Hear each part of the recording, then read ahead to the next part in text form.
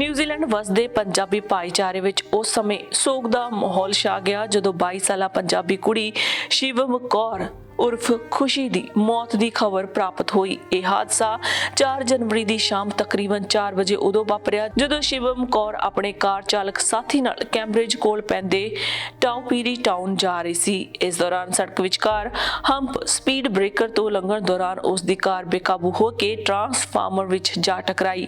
ਟੱਕਰ ਹੁੰਦਿਆਂ ਹੀ ਗੱਡੀ ਅਤੇ ਟਰਾਂਸਫਾਰਮਰ ਨੂੰ ਅੱਗ ਲੱਗ ਗਈ ਤੇ ਸ਼ਿਵਮ ਕੌਰ ਅੱਗ ਨਾਲ ਬੁਰੀ ਤਰ੍ਹਾਂ ਝੁਲਸ ਗਈ, ਜਿਸ ਕਾਰਨ ਉਸਨੇ ਮੌਕੇ ਤੇ ਦਮ ਤੋੜ ਦਿੱਤਾ। ਕਾਰ ਚਾਲਕ ਸਾਥੀ ਵੀ ਗੰਭੀਰ ਰੂਪ ਵਿੱਚ ਜ਼ਖਮੀ ਦੱਸਿਆ ਜਾ ਰਿਹਾ ਹੈ। ਸ਼ਿਵਮ ਕੌਰ ਆਕਲੈਂਡ ਦੇ ਪਾਪਾਟੋਏ ਸਬਰਬ ਦੀ ਰਹਿਣ ਵਾਲੀ ਸੀ ਅਤੇ ਹਾਲ ਹੀ 'ਚ ਲਾਅ ਦੀ ਡਿਗਰੀ ਕਰ ਵਕੀਲ ਬਣੀ ਸੀ।